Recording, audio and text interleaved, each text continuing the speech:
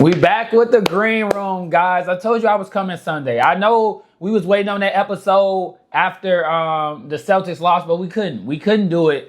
But I suffered that devastating loss, but I'm back, and we got a lot in store for you guys. And we'll talk about that another time. We'll talk about that loss another time. But I wasn't wrong because Tatum got hurt. A lot of stuff happened. But no, we back, man, and we got a lot of topics for you guys. And if you haven't seen, the WNBA kicked off this weekend, and man, was it intense already. WNBA openers all weekend, right? But they had the game everyone was waiting on. Angel Reese versus Caitlin Clark, the Sky versus the Fever. And man, was it already crazy. So during this game, Caitlin Clark had this hard foul on Angel Reese, which was a flagrant foul, but the commotion is back. And basically, Caitlin Clark saying that like it wasn't a malicious foul on Angel Reese. As you've seen in the video, we could drop it here. Angel Reese, it looks like she fouls someone before that. Then Caitlin Clark fouls her based off of her how hard she shoved their teammate. But Angel Reese didn't get called for that foul. And then Aaliyah Boston got into it, which she ended up getting a foul and stuff. And Caitlin Clark said she actually paid for her fine. So that's amazing to see. But oh my God, it's already just it's kicking off. It's kicking off already. And on top of that, that whole entire game, you know, before we talked about race and different things when it comes to just more so like Angel Reese and Caitlin Clark. It's like a race war now when they play. So basically, the NBA opened an investigation on a fan because it was basically having a lot of racist comments when Angel Reese throughout the game, but also when she was at the free throw line. And basically, the Chicago Sky came out talking about they in support of this like investigation and basically just no tolerance for this. And is this what we doing again this season? That's what I want to know, because is this what we doing again? Are we going to start this race thing with Angel Reese and Caitlin Clark? I don't like it because we don't do that with anyone else. Like, we look at the WNBA as obviously they're women and we think they're supposed to be like soft or whatever. No, these are actually athletes, some of the greatest athletes in the world when it just comes from like a women's standpoint. Even man, like all together, these are some really crazy athletes. So are we just going to keep doing this pick a side, but we got to hate one person? And that's crazy to me because I'm starting to realize the Indiana Fever fans, or at least Caitlin Clark fans, is just built on race and hatred towards Angel Reese. And I'm not liking that. And Angel Reese could be this person that, yeah, she talk and do that. That's a part of the game. Like, I think a lot of people forget this is women's basketball. It's not a soft league. Like, I think that foul, obviously, I'm not sure if I would have went flagrant, but I'm not the ref. But it's like, I don't think she deserves these comments and these people in her DMs and all these crazy things happening. It's just getting out of control already, and the season just started, because this is going to be a rivalry we're going to see forever. Like, you guys, I think a lot of people look at Angel Reese misses layups. Like, bro, she just got in the NBA. The WNBA. Definitely she's going to get better. But her with the averaging, it could be, I'm not sure what she averages now, but it could be 12 and 12 or whatever. That is a lot for the WNBA. When you look at it from an NBA standpoint, you could be like, oh, Angel Reese not that good. But believe it or not, she's one of the top players and the top big man in the league, bro. Like, those stats that she averages and those things that she do is really good in the WNBA. And obviously, Caitlin Clark looks like a star and just off rip, like she picking up where she left off when she graduated from Ohio. Got drafted from Ohio. Iowa. Sorry, guys. But yeah, I'm not liking it, man. We got to stop this race thing when it comes to Angel Reese and Caitlin Clark. Let the girls play. Let the girls play. We can't keep doing this, man, but they definitely need to open up this investigation like they said they was going to do, because it seems like the Indiana Fever is it's getting to like a Boston Celtics type fan base just based off, I guess, the fandom they have for Caitlin Clark, but it's just like, calm down. Like, when it gets to, like you saying, racist remarks and all in her DMs, threatening her and these different things, that's weird, bro. Like, it's the WNBA. Let's enjoy it. And speaking of the WNBA, can we talk about the top 5 players headed into this season? The season just kicked off. Can we talk about the top 5 players? Like, let me know. Can we talk about it? So, all right. Listen to the list. The start of the season. So I want to hear what somebody did 2 years ago. Starting of the season, I'm going Nafisa Collier, number one. Yes, the list already probably jacked up because you probably had Aja Wilson number one. But she's number two. We're going to go Nafisa Collier, Aja Wilson, Breonna Stewart. I would go Alyssa Thomas based off last year, but I'm not sure the role she is now. She's like in now, what it would look like. But I may go... I would go Alyssa Thomas. So right now, I'm gonna go Alyssa Thomas. No, actually, no. Let's rewind it back. Let's rewind it back because we gotta be honest. Nafisa Collier, Aja Wilson, Breonna Stewart, Sabrina Ionescu. If I pronounced that right, let me know. That word, damn, they're fighting back.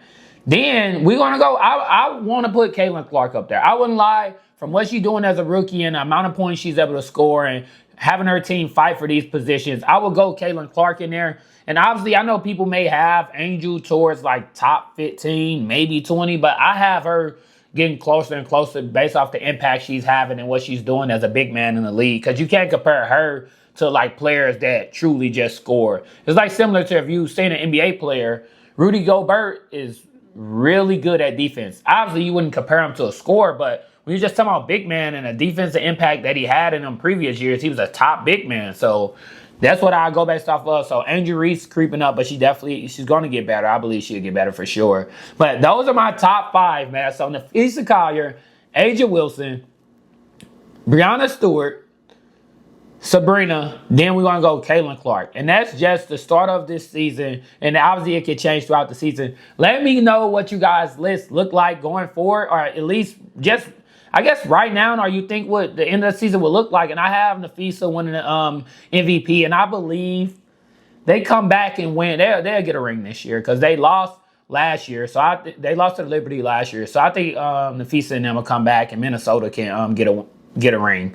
But moving on, speaking of basketball, not the Celtics. We're not talking about the Celtics, but the Nuggets got blew out by the Thunder in a Game 7. And oh my God, it looked bad. 125-93.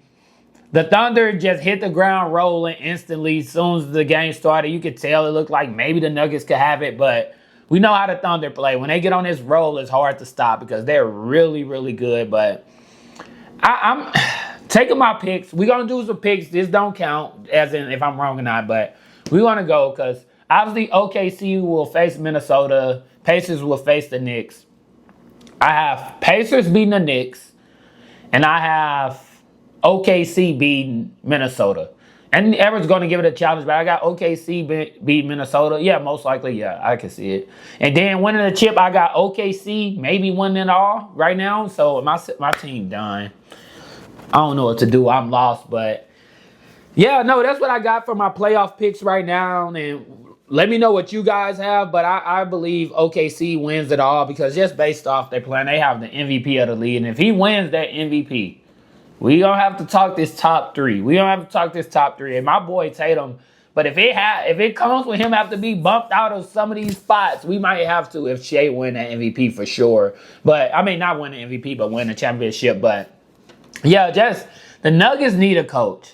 The Nuggets need a coach bad. What they was able to do without a coach and with Jokic, we see him basically coaching, playing, and all that. It was like Jokic just starting to play bad. Bro, if you coaching and playing all of these minutes, all these different things trying to help your team win, man, he had a heartfelt battle, like for sure. Like you could tell he's one of the best players on the floor, no matter if he had 18 points, 20 points, or whatever. So let's stop playing with my guy. That's my guy. Let's stop playing with it. Jokic definitely going to come back as long as he have a coach. But yeah, we got OKC winning. Moving on, it was a study that came out, and I had to breathe. Let me take a sip. A study came out. The USA Today posted, men die of a broken heart more often than women. A study found that while broken heart syndrome is more likely to affect women, more men die from it. I mean, I understand. I'm filming this right now and my heart is broke. I definitely understand because I read this thing before and it was like, I think they were saying that even with breakups, women, it hurt them the most when it first happens. It really hurts women. You can see they boohoo crying, all of these different things. And men more so like nonchalant, be like, a little sad but don't care. But they said men are the people who never get over it. Like when you comes to a breakup, men never get over it. Women, it hurts them the most when it first happens. But they end up with a different guy pretty soon. What they say, I can replay. I can find somebody else who do it. They can. But men, it hurt them the most. And I can see man dying from a broken heart because I said, you gotta think. I work out all the time. I eat right, meal prepping all the time. I drink here and there, dibble and dabble. We got the wine right here. But other than that, I always say, if I'm on my deathbed, it's probably because a woman dragged me to it. And I love women. I love black women, but that broken heart, man, I definitely... What do you think? What do you think about this study? Let me know in the comments what you think. Men die of a broken heart more often than women. A study found that while broken heart syndrome is more likely to affect women, more men die from it. Let me know what you guys think, because I'm over here thinking that's the truth, and I think a lot of men would probably agree with it because that's the study. We wouldn't say it's the facts because maybe different studies will show something else, but for right now we're going with that. But let me know what you think for sure, because I'm heartbroken thinking about it, man. But moving on, we have another good one. They came out with a list, basically. They say 75% of luxury spending comes from the middle class and the lower income customers. A recent study showed. And when let's take a sip, because I know how we get. We got some, in here too, but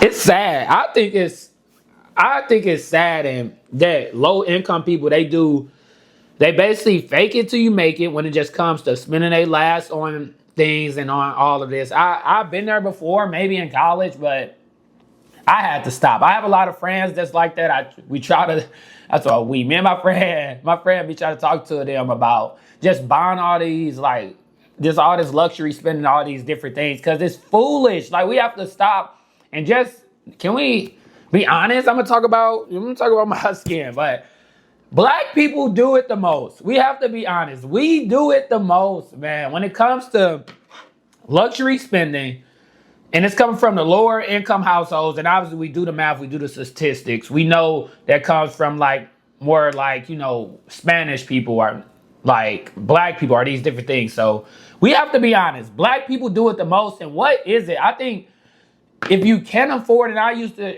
hear this all the time, if you can't buy it 3 times, don't buy it.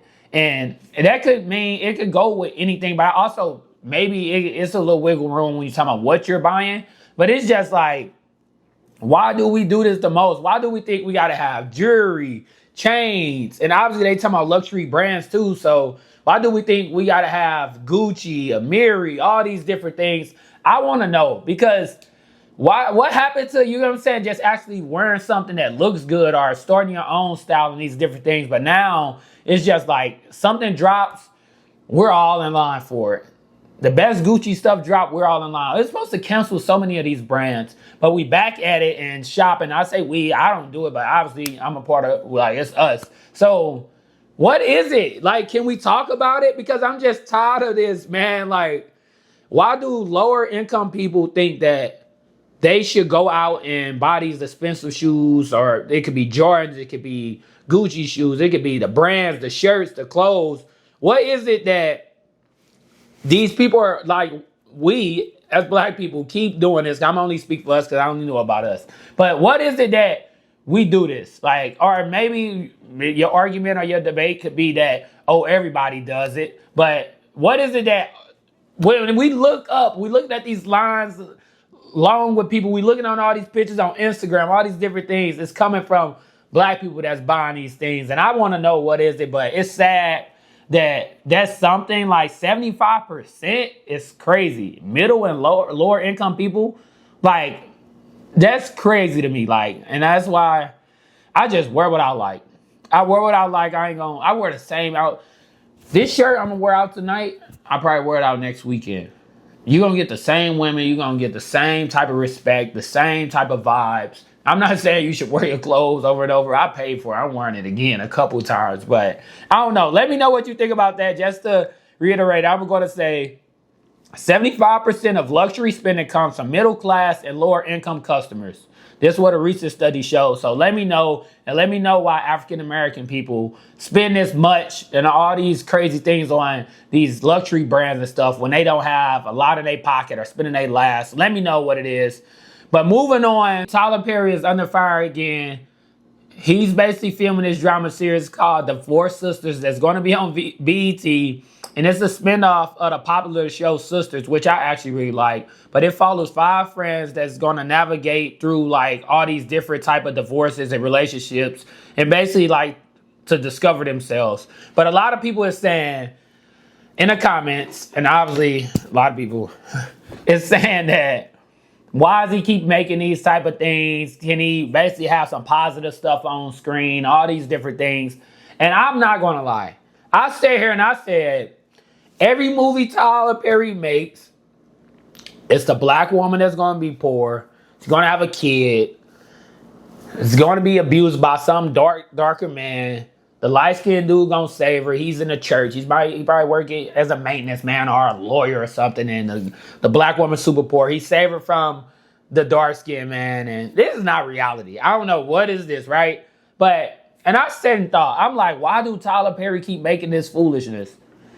And I realized, how can we sit here and say, oh, Tyler Perry making these type of things once again? Why he making this? Why we trying to expect more from Tyler Perry when we don't do more ourselves? So the same people that's sitting there and saying Tyler Perry should stop making these movies or these shows, sits on Instagram, Twitter, whatever, and posts this bullcrap all the time, but sit here and say he should change. If you literally doing crazy stuff in your own life, but when you see Tyler Perry make a movie that's fake, right? You sit and say, I don't want to watch this, or why he keep making the same thing when you live your life just based off the movie he already made. So I think I understand. I'm going to sit here and say I understand because you let other people capitalize off different things, right? But when obviously someone else that's your same skin color making the same type of movie based off the lives that we see, and it's wrong. It's wrong for him doing that. And he should want more. No, you should do more. Like maybe if we see more in all these success stories, I do agree that it should be a little more success stories. There should be a lot more success stories. But I just don't want people to be outraged about him making the same type of content when you literally drinking a tequila, falling over, or arguing with your man, or maybe in a abusive relationship, all these different things with a guy you can't leave or something like that. I think he's filming what he's seeing and what he grew up around. And I don't think there's nothing wrong with it. But I'm tired of people expecting more for someone just because they're a celebrity or they're in a higher tax bracket when you don't live your life like that yourself.